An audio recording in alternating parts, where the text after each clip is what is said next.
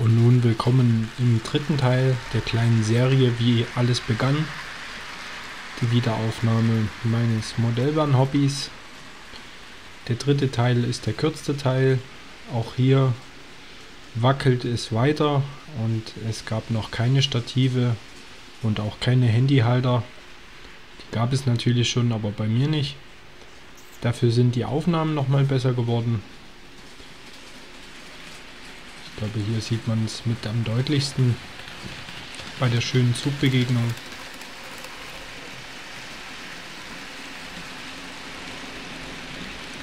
Ja, hier sieht man den Tiger jetzt mal etwas besser als im Teil 3. Nicht etwas besser, aber etwas länger auch vor allem.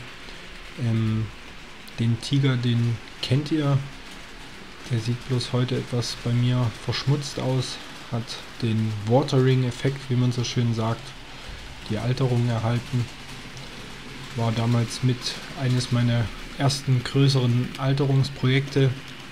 Und wie ich schon in dem einen oder anderen Video erwähnt habe, dadurch, dass ich mal Mitarbeiter bei der HVLE war, habe ich mir natürlich das Vorbild genau anschauen können, wie und wo er wie dreckig und verwaschen ist. Und tatsächlich zu meiner Zeit, wo ich dort damals gearbeitet habe, war er ganz schön dreckig an manchen Stellen. Er wurde auch immer mal wieder, nicht oft, aber immer mal wieder gut gewaschen.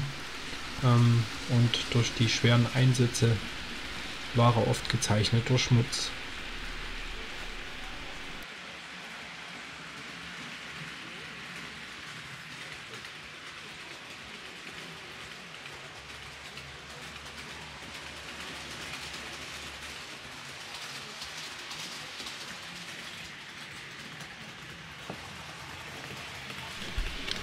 Ja, auch hier wieder das klassische Problem, was wir schon ein paar Mal in den anderen Videos auch haben beobachten können, die unterschiedlichen Geschwindigkeiten. Da die Hauptstrecke, die zweigleisige, mit einem Trabo betrieben wird, jeweils unterschiedlich angeschlossen, dass sie in die Gegenrichtung fahren,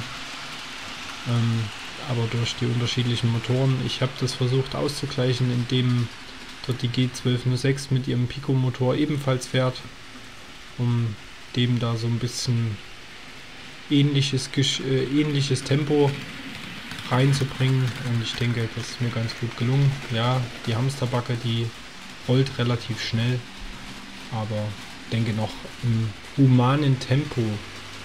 Ihr kennt mich ja als denjenigen, der versucht, relativ realistische Modellbahn-Tempi hinzubekommen.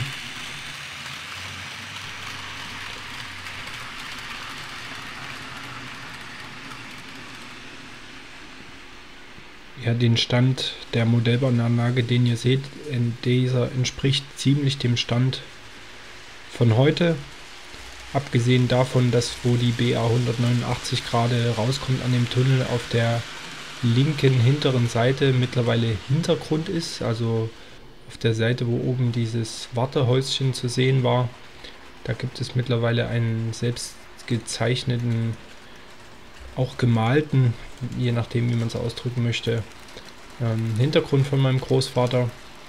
Die Pendelstrecke, die Normalspur-Pendelstrecke der Bergbahn, die hat mittlerweile auch Oberleitung bekommen, aber Oberleitung für den Inselbetrieb. Leider gibt es dann noch nicht wirklich irgendwie ein schönes Fahrzeug, ein kurzer Triebwagen mit Oberleitung, der dort fahren könnte. Ich glaube, mein Großvater hat einen zweiteiligen 442, also eine zweiteilige Hamsterbacke, die man eventuell aufgrund der kurzen Bahnsteiglängen dort noch einsetzen könnte, wobei ich fast glaube, die ist dort auch zu lang. Und jetzt würde ich vorschlagen, dass ich euch mit den Aufnahmen noch etwas alleine lasse, ihr etwas die Zugfahrten genießen könnt. Im nächsten Video geht es ganz normal weiter mit Blankenheim. Diese Reihe war jetzt außerhalb der normalen Reihen und hat etwas das Sommerloch füllen können, denn im Moment habe ich nicht so viel Zeit, an meiner Anlage Blankenheim irgendetwas zu machen und auch nicht die Zeit, alles zu filmen, wenn ich mal was mache.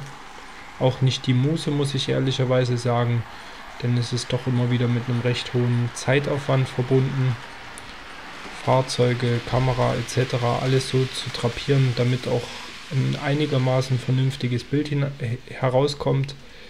Denn das ist in meinem Modellbahnzimmer, was groß ist, aber wenn man darin filmen möchte, ist der Platz doch recht beengt. Und somit ist das immer wieder eine echte Herausforderung, frisst viel Zeit, die ich nicht immer dafür habe und grundsätzlich im Hochsommer man auch nicht immer Lust hat. Wobei, wenn es richtig heiß ist, dann spielt man doch immer mal wieder mit der Modellbahn, denn draußen kann man sich auch nicht bewegen. Also, doch wieder viel zu viel geredet, obwohl ich leise sein wollte. Ich lasse euch jetzt mit den Bildern in Ruhe. Nicht wundern, das Ende kommt etwas abrupt, denn die Aufnahmen vom EA20 mit der Press, das, was ihr gleich sehen werdet, der über die Rampe vom oberen in den unteren Anlagenteil rollt, da fehlt mir Videomaterial, was ich leider nicht mehr habe, und deswegen seht ihr dann ein relativ abruptes Ende.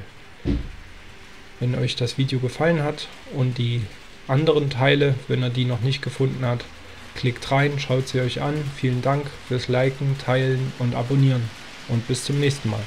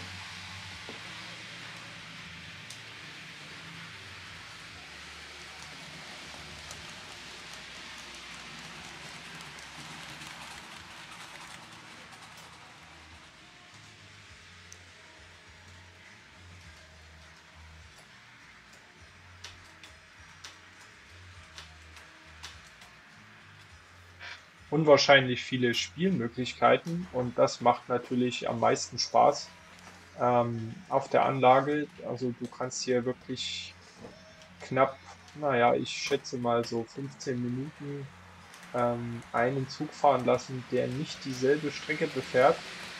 Und das macht es natürlich spannend. Klar, denn wenn du den durchfahren in Rasen lässt, aber du hast tatsächlich unwahrscheinlich viele abwechslungsreiche Möglichkeiten, Züge fahren zu lassen. Das Schöne bei der Anlage ist, ihr seht jetzt gerade die 112 ganz außen. Ich könnte die EA20 so weit fahren, dass ich bis da raus auf die Schnellfahrstrecke komme und wieder zurück. Das heißt, ich kann komplett die Züge so durchfahren lassen, dass ich in jeden Gleisbereich komme. Also es ist nichts voneinander abgesperrt, sondern oder blockiert oder in sich fahren, sondern ich kann jede Strecke von jedem Punkt der Anlage aus erreichen. Und das gibt dir natürlich bei der Größe der Anlage spannende und ausschweifende Spielmöglichkeiten. So, jetzt sind wir am Ende des Videos. Ich bedanke mich. Ich hoffe, euch hat die Reihe gefallen und ich hoffe, ihr bleibt mir gewogen, abonniert den Kanal und bis bald.